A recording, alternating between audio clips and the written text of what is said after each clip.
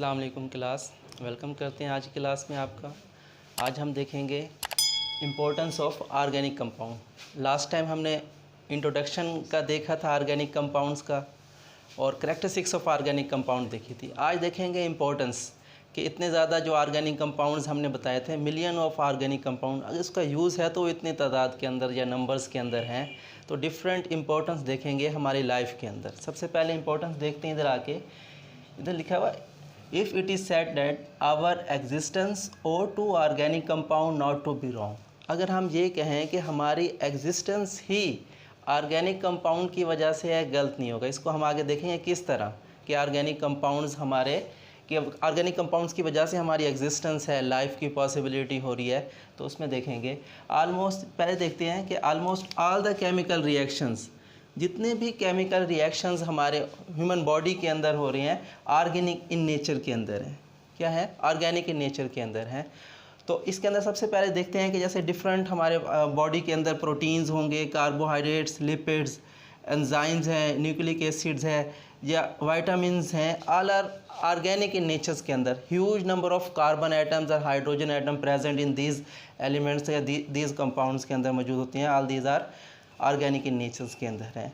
अब इसकी लाइफ के अंदर तो हम इंपॉर्टेंस देख रहे हैं, जितने केमिकल रिएक्शंस हो रहे हैं वो ऑर्गेनिक इन नेचर के अंदर। अगर ये रिएक्शंस कहीं ना कहीं स्टॉप हो जाएं तो लाइफ क्या होगी? पॉसिबल नहीं होगी। अब दूसरे इसके यूजेस देखते हैं कि हम देखते हैं कि डेली लाइफ के अंदर हमारे पास कहाँ कहाँ ऑर्गेनिक कंपाउंड्स के यूज़ हो रहे हैं। सबसे पहले एज ए फूड के तौर पर, फूड के तौर पर भी हमारे पास ऑर्गेनिक कंपाउंड्स यूज़ हो रहे हैं। फूड के तौर पर जैसे मेन सोर्सेज हम ले रहे हैं एनिमल से और प्लांट से। एनिमल्स और प्लांट्स के अंदर हमने जब पहले जो डेफिनेशंस को हमने बताया था कि जो कंपाउंड्स एनिमल्स के अंदर या प्लांट्स के अंदर या ऑर्गेनिजम्स के अंदर पाए जाते हैं, उन्हें हम क्या कहते थे? ऑर्गेनिक कंपाउंड्स कहते थे। अब उसी प्लांट्स को और एनिमल्स को हम एज ए फूड यूज़ करते हैं। जैसे लाइक अगर हम देखें प्रोटीन्स हैं, प्रोटीन्स, कार्बोहाइड्रेट्स,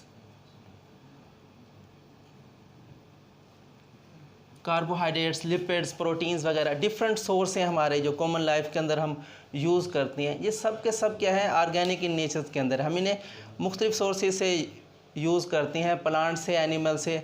अगर हम प्लांट से देखें तो प्रोटीन्स हमें हासिल होते हैं, कार्बोहाइड्रेट्स भी, लिपिड्स भी डिफरेंट फॉर्म के अंदर होती हैं। और एनिमल से देखें बटर, मिल्क से, मीट से हम ये कंपाउंड्स हासिल करते हैं, प्रोटीन्स, कार्बोहाइड्रेट्स, लिपिड्स वगैरह। इसी तरह सेकंड नंबर पे आते हैं मेडिसिन्स।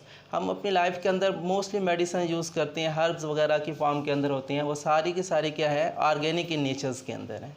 क्या है? ऑर्गेनिक इन नेचर्स के अंदर है। थर्ड नंबर पे हम देखते हैं एज ए फ्यूल के तौर पर।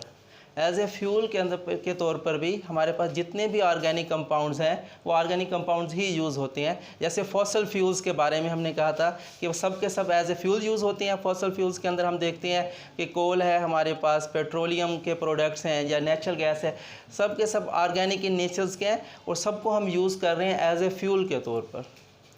नेक्स्ट है हमारे पास क्लॉथ्स वगैरह के तौर पर जो हमारे पास यूज़ होते हैं, वो भी जितने फाइबर्स होते हैं सेलुलोज के बना हुआ होता है, वो सब सेलुलोज क्या है? ऑर्गेनिक इन नेचर्स के अंदर है। इसी तरह हम देखते हैं डिफरेंट हाउस होल्ड आइटम्स के अंदर, जैसे फर्नीचर्स वगैरह है या दूसरा हम फैब्रिक्स वगैरह यूज़ करते हैं, वो सब के सब क्या है? ऑर्गेनिक इन नेचर्स के अंदर। इवन ये बोर्ड जिसके ऊपर हम लिख रहे हैं, ये भी क्या है? ऑर्गेनिक इन नेचर्स के अंदर ही हम यूज़ करते हैं।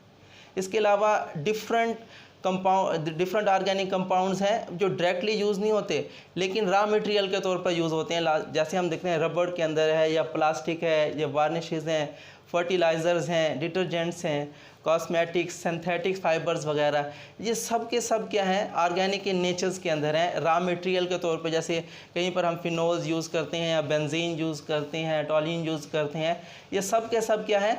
ऑर्गेनिक कंपाउंड्स हैं, रॉ मटेरियल के तौर पे यूज़ हो रहे हैं। ये हमारे पास डेली लाइफ के अंदर प्लास्टिक का या रबड़ का, डिटर्जेंट्स का, कॉस्मेटिक का बहुत ज़्यादा यूज़ है। ये सब के सब क्या है? ऑर्गेनिक। ये हमने थोड़े से यूजेस देखे हैं। इसके अलावा भी बहुत सारे ऐसे कंपाउंड्स हैं जो हमारे डेली लाइफ के अंदर हम यूज़ करते हैं ऑर्गेनिक इन नेचर्स के अंदर। इंपॉर्टेंस के बाद देखते हैं सोर्सेज ऑफ ऑर्गेनिक कंपाउंड।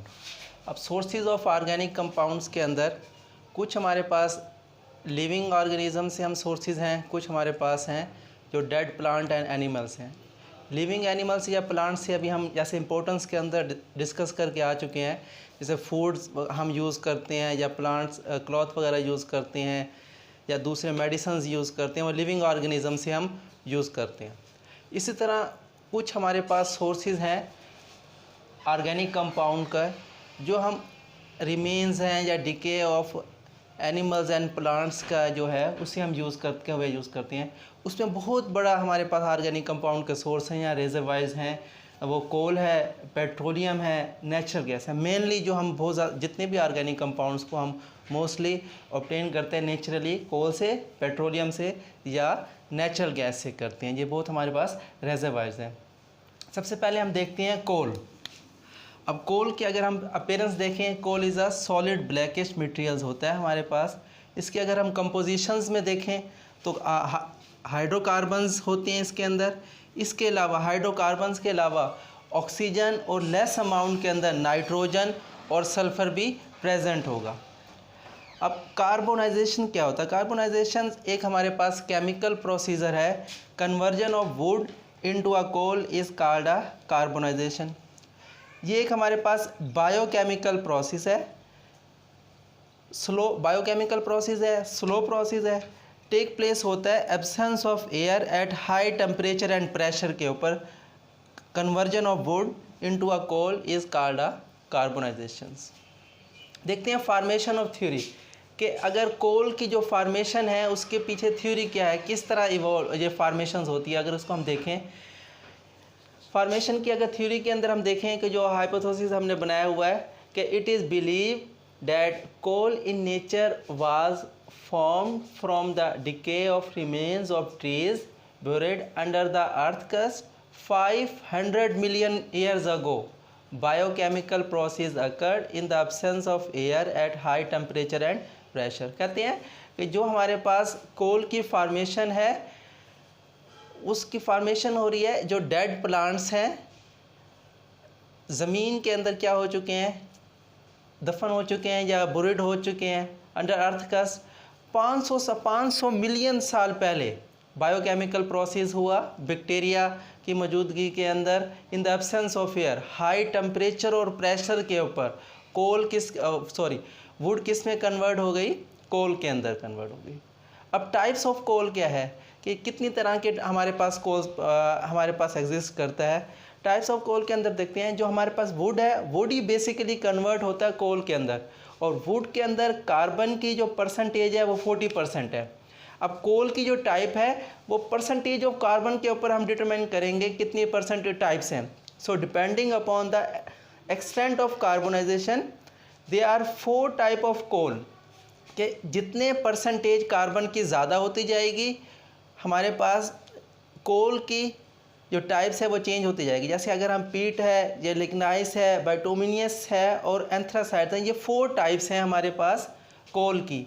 ये सब की परसेंटेज के ऊपर है। अगर हम देखें कि सबसे पहले पीट, इसके अंदर कार्बन कंटेंट जो होगा वो हमारे पास क्या है 60% है, देन 70%, 80% और 90%।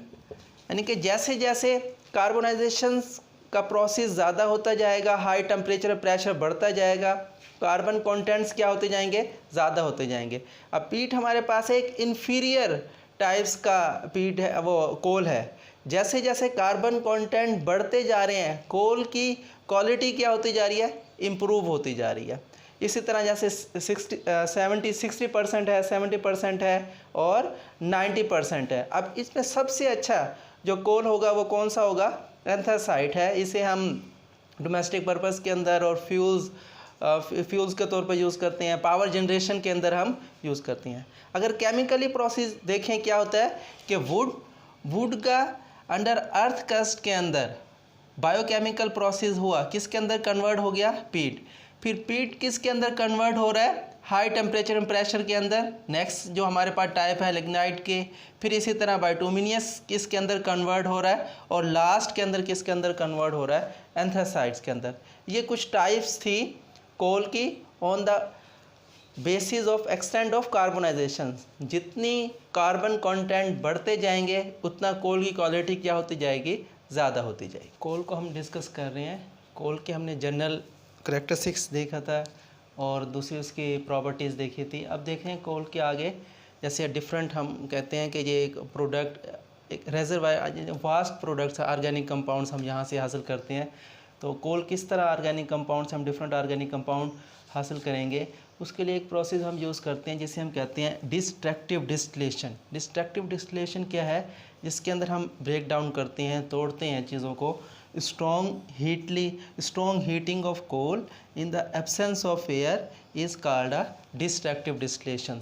क्या है कि अगर हम कोल को हीट करेंगे किसके अंदर, इन द एब्सेंस ऑफ एयर, तो इस प्रोसेस को हम क्या कहेंगे? Destructive distillation. क्या कहेंगे? Destructive distillation provide a huge number of organic compounds, हमें ये प्रोवाइड करते हैं।